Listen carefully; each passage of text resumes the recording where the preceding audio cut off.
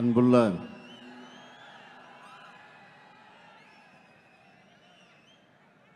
இளைஞரணி தென்மண்டல நிர்வாகிகள் சந்திப்பினுடைய இந்த மாநாட்டிற்கு தலைமை பொறுப்பு ஏற்றுள்ள இளைஞரணியின் செயலாளர், மாண்புமிகு துணை முதல்வர் தம்பி உதயநிதி அவர்களே, மாண்புமிகு அமைச்சர் பெருமக்களே, முன்னிலை பொறுப்பேற்றுள்ள ஆற்றல் மிகு மாவட்ட கழகத்தினுடைய செயலாளர்களே, முதன்மை செயலாளர் மாண்புமிகு அமைச்சர் KN நேரு அவர்களே, கழகத்தினுடைய துணை பொதுச் செயலாளர்கள் மாண்புமிகு அமைச்சர் பெரியசாமி அவர்களே, முனைவர் பொன்முடி அவர்களே, மாநிலங்களவையினுடைய குழுவினுடைய தலைவர், கழகத்தின் துணை பொதுச் செயலாளர் என்னுடைய அருமை தங்கை கனிமொழி கருணாநிதி அவர்களே, மாநிலங்களவையினுடைய உறுப்பினர் அமைப்பு செயலாளர் திருச்சி சிவா அவர்களே,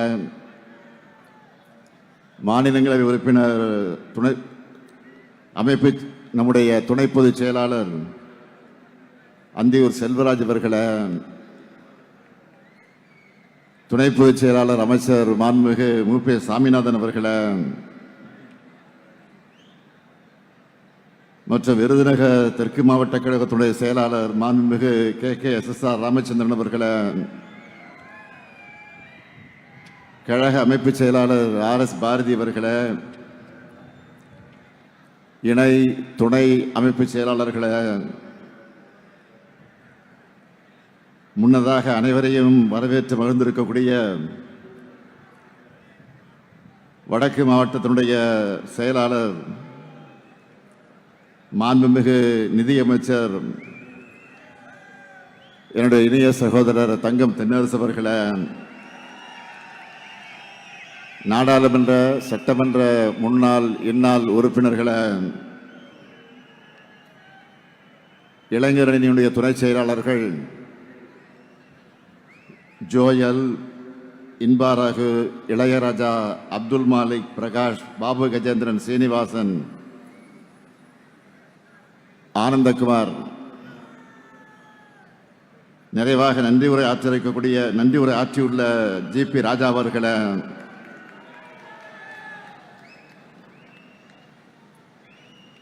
கடலென திரண்டிருக்கக்கூடிய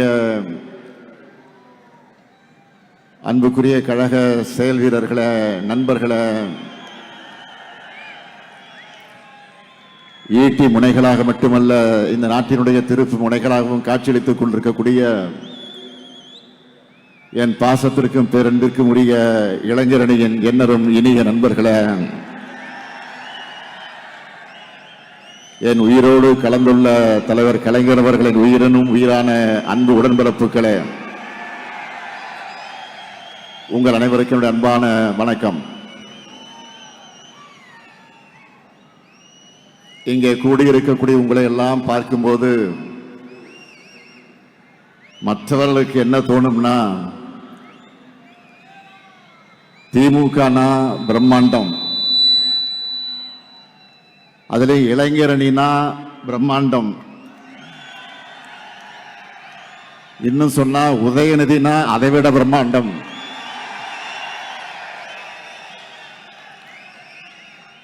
ஏன்னா பலருக்கும் பொதுக்கூட்டங்களை நடத்துறத பெரிய சவாலா இருக்கு. ஆனா நமக்கு மாநாடுகள் என்பது வார வாரம் நடக்கக்கூடியதா ஆயிடுச்சு. இப்போ இந்த மாநாடு மட்டுமல்ல, ஏற்கனவே நடந்திருக்கக்கூடிய மாநாடுகள் மட்டுமல்ல, இந்த மாதம் மட்டும் இன்னும் 5 மாநாடுகள் நடக்கவிருக்கு. அதுக்கு தொடக்கமாக இந்த விருதுநகர் மாவட்டத்தில் இந்த சந்திப்பை ஏற்பாடு செய்திருக்கக்கூடிய தம்பி உதயநிதி அவர்களை நான் பாராட்டுகிறேன், வாழ்த்துகிறேன். தலைமை கழகத்தின் சார்பில் நன்றி கூறுகிறேன். அதேபோல் இளைஞரணி நிர்வாகிகளுக்கும் என்னுடைய பாராட்டுக்களை ஏன் விருதாக இந்த விருதுநகர்ல வழங்குகிறேன். விருதுநகர்னு சொன்னால நமக்கு நினைவுக்கு வருவது கல்வி கண் திறந்த பெருந்தலைவர் காமராஜர் அவர்கள். பெருந்தலைவர் காமராஜர் சொன்னால எல்லாருக்கும் நினைவுக்கு வர்றது மதிய உணவு திட்டம். அதுபோல இன்னைக்கு நம்ம திராவிட மாடல்னு சொன்னா எல்லாருக்கும் நினைவுக்கு வருவது காலை உணவு திட்டம். விருதுநகர்ல மாநாடு நடந்துச்சுன்னா அடுத்த வர தேர்தலில் நம்முடைய வெற்றி உறுதி. நினைச்சு பார்க்கிறேன், 2004 தென்மண்டல மாநாடு நடத்தணும், 40க்கு 40 வெற்றி பெற்றோம். 2019 தேர்தல் பரப்புரைய இங்கிருந்து தொடங்கி 39 இடங்களை கைப்பற்றினோம். 2023 40 நமதேன்னு இங்கே சொல்லி தொடங்கிதான் 2024 40க்கு 40 வெற்றி பெற்றோம். இப்போ 2026 புதிய சாதனை படைக்க நீங்க தயாரா? நம்முடைய டார்கெட் என்ன? வெல்வோம் 200. அதுக்காக உழைக்க நீங்க ரெடியா? நான் ரெடி, நீங்க ரெடியா? கான்பிடென்டா இருக்கக்கூடிய உங்களை பார்க்கும்போது என்னுடைய நம்பிக்கையும் இன்னும் பல மடங்கு உற்சாகத்தை கூட்டுது. இந்த விருதுநகர் மாவட்டத்தில் கால் பதிச்சதுமே எனக்கு பழைய நினைவுகள் எல்லாம் வந்துச்சு. தம்பி உதயநிதி பேசுகிற போது குறிப்பிட்டு சொன்னார், இந்த மாவட்டத்தில் என்னுடைய காலடி தடம் பதியாத கிராமமே கிடையாது. அந்த அளவுக்கு இளைஞரணியை தொடங்கினப்போ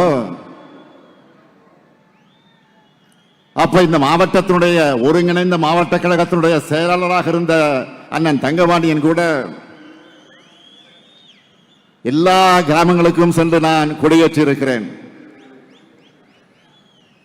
எப்போ விருதுநகருக்கு வந்தாலும் அந்த பாசத்தையும் நேசத்தையும் குறைவில்லாம கொடுக்கிறவங்க தான் இந்த விருதுநகர் மாவட்டத்தில் இருக்கக்கூடிய மக்கள்.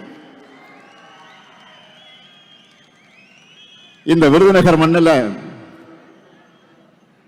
மருது சகோதரர்களைப் போல இணைஞ்சு பணியாற்றி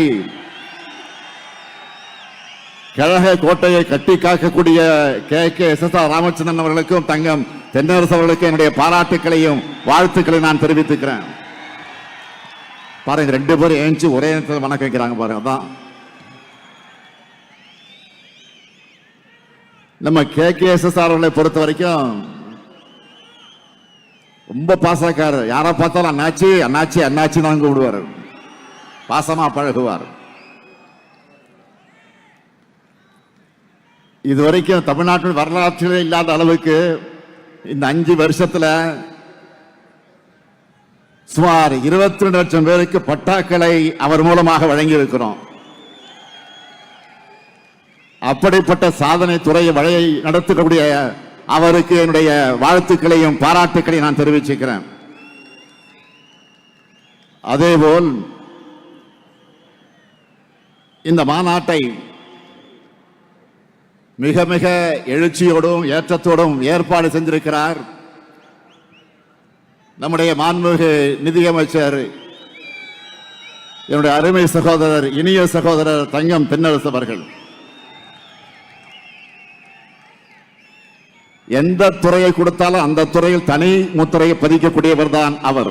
பன்முக ஆற்றல் கொண்டவர் அவர். தமிழ் ஆர்வலர்.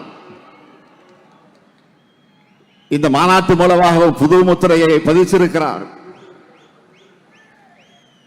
இங்க இருக்கக்கூடிய இளைஞரணியினர் இவங்க 2 பேரையும் பாருங்க. KKSSR சீனியர், தங்கம் தென்னரசு இளையவர். ஆனா 2 பேரும் ஒற்றுமையா ஒருத்தர்கிட்ட இருந்து ஒருத்தர் இணைந்து ஆக்கபூர்வமா செயல்பட்டு கொண்டிருக்கிறார்கள். நீங்க எல்லாரும் இவங்களை பார்த்து நிறைய கத்துக்கணும். இவங்க உங்களுக்கு ஒரு எக்ஸாம்பிள். இங்கே கூடியிருக்கக்கூடிய லட்சக்கணக்கான இளைஞர்களை நான் கேட்க விரும்புவது, உங்களை பார்க்க எனக்கு மகிழ்ச்சியா இருக்கு. காரணம், நான் பார்த்து பார்த்து வளர்த்த இளைஞரணியில் இப்போ உங்களை எல்லாம் பார்க்கிறப்போ அந்த மகிழ்ச்சி டபுள் ஆகுது, ட்ரிபிள் ஆகுது. நம்ம திராவிட இனத்தினுடைய மேன்மைக்காக, தமிழ் மொழியினுடைய உயர்வுக்காக, தனித்துவமான தமிழ்நாட்டினுடைய வளர்ச்சிக்காக உங்களையெல்லாம் கொள்கை பிடிப்போடும் கழக பற்றோடும் வளர்த்தெடுக்கிறார் நம்முடைய இளைஞரணியின் செயலாளர் மாண்புமிகு துணை முதலமைச்சர் திரு உதயநிதி அவர்கள்.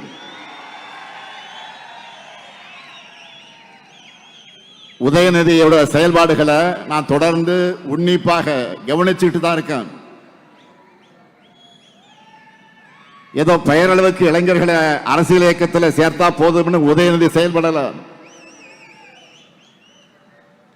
இளைஞரணி நிர்வாகிகளை ரொம்ப சிஸ்டமேட்டிக்கா பூத் அளவில் தொடங்கி மாநில அளவு வரைக்கும் செலக்ட் பண்ணி ட்ரெயின் பண்ணி உங்களை நியூ ஏஜ் திராவிடியன் ஸ்டாக்கா உருவாக்குகிறார். நீங்க ஒவ்வொருத்தரும் தந்தை பெரியாருடைய கொள்கை வாரிசுகள், பேரறிஞர் அண்ணாவுடைய கொள்கை வாரிசுகள், முத்தமிழறிஞர் தலைவர் கலைஞருடைய கொள்கை வாரிசுகள். நீங்க தான் அடுத்து நம்ம கழகத்தை தமிழ்நாட்டையும் காப்பாற்ற போறீங்க. நான் வருகிற வழியில செல்போனில் மாநாட்டு நிகழ்ச்சிகளை எல்லாம் கவனித்துக் கொண்டு வந்தேன். சிவா பேசிக் கொண்டிருந்தார். அவர் பேச்சை கேட்டபோது அதை நான் சொல்ல வேண்டும், நானும் அதை வலியுறுத்த வேண்டும் என்று முடிவு செய்துதான் இந்த மேடைக்கு வந்தேன். உங்களை எல்லாம் இந்த மாநாட்டுக்கு அழைப்பு விடுத்து நான் வெளியிட்ட வீடியோவில் 3 விஷயங்களை குறிப்பிட்டிருந்தேன். அதுல முதல் விஷயம்,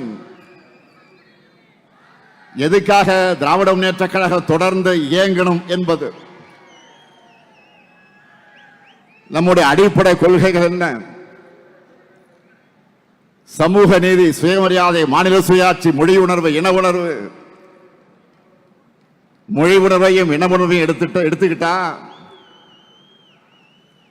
நம்முடைய தாய்மொழியான தமிழுக்கு பல்வேறு காலகட்டங்களில் ஆபத்து வந்தப்போ கடுமையாக போராடி தடுத்திருக்கிறோம். ஆனாலும் மும்மொழி கொள்கைங்கிற பெயரில் இந்தி மொழியை திணிக்கக்கூடிய ஆபத்து இன்னைக்கும் நம்ம தலைக்கு மேல தொங்கக்கூடிய கத்தி இருக்கு, தொங்கிக்கிட்டு தான் இருக்கு. மொழி அழிச்சா நம்முடைய அடையாளத்தை அழிச்சிடலாம்னு நினைக்கிறாங்க. அதை முறியடிக்க நீங்க வேணும். அடுத்து முக்கியமான கொள்கை சமூக நீதி. நீங்க எல்லாரும் நல்லா படிச்சா எங்கே பெரிய அளவில் முன்னைக்கு வந்து அதை தொடர்ந்து டிகிரி வாங்கி இருப்பீங்க. உங்க அப்பா அம்மாக்கள்ல பலர் படிச்சிருப்பாங்க. ஆனா அவங்க தாத்தா பாட்டி அவங்களுடைய நிலைமை என்னவா இருந்துச்சுன்னு நினைச்சு பாருங்க. நமக்கெல்லாம் கல்வி எதுக்குன்னு ஒதுக்கி வச்சிருந்தாங்க. வேலைகள்ல நமக்கு இடம் கிடைக்காது, இருக்காது. அந்த அநீதிய இடஒதுக்கீட்டால உடைச்சு சமூக நீதியை நிலைநிறுத்தணும். ஆனா இப்போ நீட் போன்ற தேர்வுகளை கொண்டு வர்றது படகு நிலைமையை உண்டாக்குறாங்க.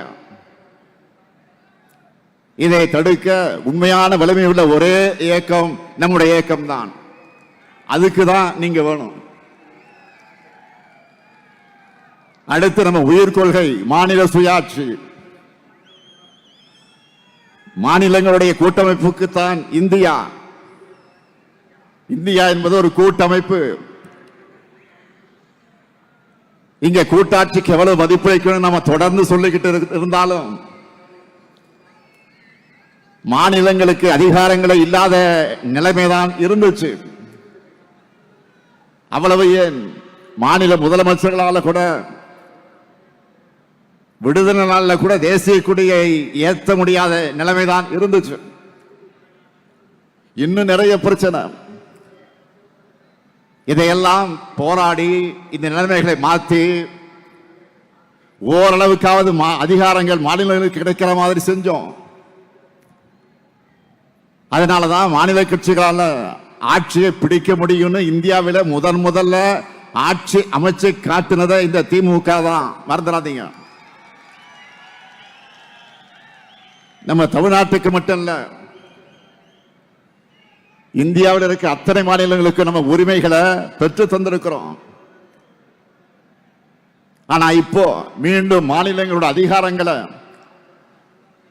ஒன்றியத்தில் கொண்டு போய் குவிச்சிட்டு இருக்காங்க. மாநிலங்களை முனிசிபாலிட்டி போல மாத்திரன்னு துடிக்கிறாங்க. மாநில கட்சிகளை இருக்கக்கூடாதுன்னு பாஜக செயல்படுது.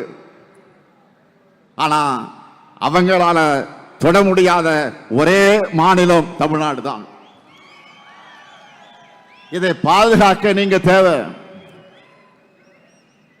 அடுத்து நம்முடைய உறுதி கொள்கை என்ன? சுயமரியாதை. இடுப்புல கட்டியிருந்த துண்டு தோளுக்கு வந்த வரலாறு அது. தன்மானம் தான் உயிர் மூச்சுன்னு தமிழினம் தலை நிமிர்ந்த வரலாறு. ஒவ்வொரு தனி மனிதனுடைய சுயமரியாதையை காப்பாற்றி தமிழ்நாடு தலை நிமிர்ந்து நின்னா இப்ப அடிமைகளும் துரோகிகளும் எதிரிகளும் கூட சேர்ந்துகிட்டு ஒட்டுமொத்த மாநிலத்தோட சுயமரியாதை அடகு வைக்க முயற்சி பண்றாங்க. அதனால்தான் தமிழ்நாடு தலைகுனியாது என்று சொல்லக்கூடிய தெம்பும் திராணியும் நெஞ்சுரமும் கொண்டு வைக்கக்கூடிய ஒரே இயக்கமாக நம்முடைய திராவிட முன்னேற்ற கழகம் விளங்கிக் கொண்டிருக்கிறது.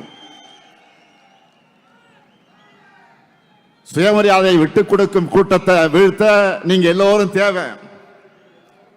அதனாலதான் சொன்னேன், தமிழ்நாட்டுக்கும் தமிழினத்துக்கும் திராவிட முன்னேற்ற கழகத்திற்கும் என்றும் நீங்கள் தேவை. உங்களை போன்ற உடன்பிறப்புகள் எண்ணிக்கை அதிகமானா ஒரு நூற்றாண்டு மட்டுமல்ல, இன்னும் பல நூற்றாண்டு காலத்திற்கு திராவிட முன்னேற்ற கழகத்தை எந்த கொம்பனாலும் தொட்டு கூட பார்க்க முடியாது.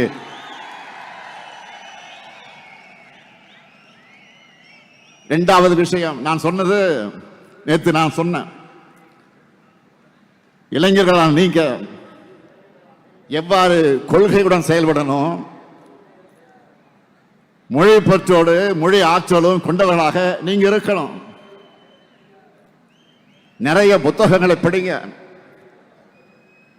திராவிட இயக்க வரலாற்று சொல்லக்கூடிய யூடியூப் வீடியோக்களை பாருங்க. நம்ம இயக்கத்து அறிஞர்கள் பேச்சுக்களை கேளுங்க. பஸ்ல ரயில்ல டிராவல் பண்ணும்போது நீங்க தினமும் ஒரு மணி நேரம் அதற்காக செலவு பண்ணுங்க. உங்க சிந்தனைகளை கோர்வையா எழுதி பழகுங்க. யாரோ எழுதுனதை ஃபார்வர்டு செய்யறதை விட நீங்க எழுதுனதை அடுத்தவங்க ஃபார்வர்டு செய்யணும். அந்த அளவுக்கு நீங்க சிறப்பா எழுதணும். சிறு சிறு கூட்டங்களை பேசுங்க. சோசியல் மீடியாவில் பேசி வீடியோஸ் போடுங்க. கலந்துரையாடல் நடத்துங்க. பலதரப்பு மனிதர்களையும் சந்திச்சு உரையாடுங்க, கழகத்தின் கொள்கையை பரப்புங்க, நாம செஞ்ச சாதனைகளை எடுத்து சொல்லுங்க. இதெல்லாம் தான் கழகத்தையும் வளர்க்கும், உங்களையும் வளர்க்கும். நாம தான் 7வது முறையும் ஆட்சி அமைக்க போகிறோம். நம்ம எதிரிகள் உட்பட யாருக்கு இந்த சந்தேகம் கிடையாது. ஆனா நாம தான் எப்படி வெற்றி பெற போறோம் மெத்தனமா இருந்துடக்கூடாது. பரம்பரையா திமுகவுக்கு வாக்களிக்கக்கூடிய குடும்பமாக இருந்தாலும் சரி, இதுவரை நமக்கு வாக்களிக்காத குடும்பமாக இருந்தாலும் சரி, பரப்புரையின் கடைசி நிமிடம் வரை மக்களை சந்திச்சு வாக்கு கேட்டுக்கொண்டே இருக்கணும். இதுதான் உங்களுக்கான டாஸ்க். செய்வீங்களா? 3வது விஷயம் நான் சொல்வது,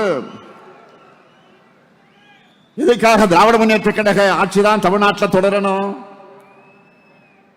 இந்தியாவில் எந்த மாநிலத்திலும் ஒரு அரசு 5 ஆண்டுகள் நாம செஞ்சிருக்கக்கூடிய மாதிரி இவ்வளவு சாதனைகளை செஞ்ச வரலாறு உண்டா? ஒன்றிய அரசினுடைய ரேங்க் ஆனாலும் சரி, நேஷனல் மேகசின்கள் வெளியிடக்கூடிய ரேங்கிங் ஆனாலும் சரி, எக்கனாமிக்ஸ் மாதிரி இன்டர்நேஷனல் மேகசின்ல வரக்கூடிய அந்த செய்திகளானாலும் சரி, எல்லா ரேங்க்லையும் தமிழ்நாடு தான் டாப். தமிழ்நாடு தான் சூப்பர் ஸ்டார். தமிழ்நாடு தான் சூப்பர் ஸ்டார் ஸ்டேட். அனைத்து துறைகளையும் தமிழ்நாடு முன்னேறி இருக்கு. இதை நீங்க எங்க வேணாலும் போய் நெஞ்சு நிமிர்த்தி சொல்லலாம்.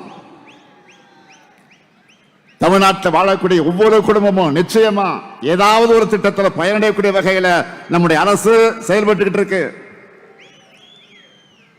பெண்களின் உழைப்புக்கு அங்கீகாரமா மகளிர் உரிமை தொகை, அவங்க சுதந்திரமா பயணம் செய்ய கட்டணமில்லா விடியல் பயணம், சொந்த ஊரை விட்டு வெளியூர்ல பணிபுரியக்கூடிய பெண்கள் பாதுகாப்பாக தங்க மாவட்டந்தோறும் தோழிகள் விடுதி, அரசு பள்ளி மாணவர்கள் காலையில் சேர்ந்தா மாதம் 1000 ரூபாய் புதுமை பெண் தமிழ் புதல்வன் திட்டம், எல்லா மாவட்டங்களையும் புதிய தொழிற்சாலைகள், அதன் மூலமாக லட்சக்கணக்கான வேலை வாய்ப்புகள். அந்த வேலை வாய்ப்புகளை பெறுவதற்கு நான் முதல்ல திறன் பயிற்சி, மாநிலம் முழுக்க மருத்துவமனைகள், பேருந்து நிலையங்கள், நூலகங்கள், சாலைகள், மேம்பாலங்கள், குடிநீர் திட்டங்கள், உட்கட்டமைப்பு வசதிகள் செய்யப்பட்டிருக்கு. நீங்க கெத்தா சொல்லலாம், இந்தியாவில் வேற எந்த மாநிலத்திலையும் இவ்வளவு திட்டங்கள் இருக்காது. இத்தனை பயனாளிகளும் இருக்க மாட்டாங்க. தமிழ்நாட்டுக்கு நிகர் தமிழ்நாடு மட்டும்தான். ஒன்றிய அரசு மாநிலங்களை ஒப்பிட்டு எந்த துறையில விருதுகள் கொடுத்தாலும் அதை தமிழ்நாடு தான் வாங்குது. இப்படி எல்லாத்திலையும் நாம நம்பர் 1 இருந்தாலும் பட்ஜெட்னு வந்துட்டா நமக்கு ஒண்ணும் கிடையாது. இந்த ஆண்டு தேர்தலை மனசுல வச்சாவது ஏதாவது எலெக்ஷன் ஸ்டண்ட் பண்ணுவாங்கன்னு நம்ம எதிர்பார்த்தோம். கடைசியில் அதுவும் இல்லை. வழக்கம் போல ஈரத்துண்டுகள் தான். தமிழ்நாட்டிலிருந்து நாங்க தொடர்ந்து என்ன கேட்கிறோம்? எங்களுக்கு நியாயமா சேர வேண்டிய கல்வி நிதியை கொடுங்க, மெட்ரோ நிதியை கொடுங்க, பேரிடர் நிவாரண நிதியை கொடுங்க, ஜல் ஜீவன் திட்டத்துக்கான நிதியை கொடுங்க, புதிய ரயில் திட்டங்களை கொடுங்க, ஓசூர் விமான நிலையத்துக்கு அனுமதி கொடுங்க, வரி வருவாய 50% கொடுங்க, நீட்ல இருந்து விலக்கு கொடுங்க, மதுரை எய்ம்ஸ் மருத்துவமனை கட்டி கொடுங்க, தொகுதி மறுவரையில் தமிழ்நாட்டினுடைய தொகுதி அளவு குறைக்கப்படாதுன்னு நாடாளுமன்றத்தில் வாக்கு கொடுங்க, கீழடி அறிக்கை கொடுங்க. இதெல்லாம் தான் நாங்க கொடுக்கிற கொடுங்க கொடுங்க கொடுங்கன்னு கேட்கிறோம். ஆனா அவங்க நமக்கு கொடுத்தது என்ன? வெறும் 0. அப்ப நாமளும் அவங்களுக்கு எலெக்ஷன் அதையே தானே திருப்பி கொடுக்கணும்.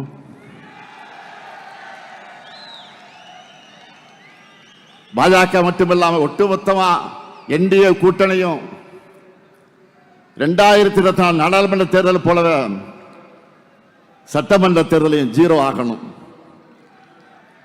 தமிழ்நாட்டுக்கு 0 சொன்ன ஒன்றிய அரசை எதிர்த்து குரல் கொடுக்காம பாஜகவுடைய கிளை செயலாளராக மாறி இருக்கிறார் எதிர்க்கட்சி தலைவர் பழனிசாமி.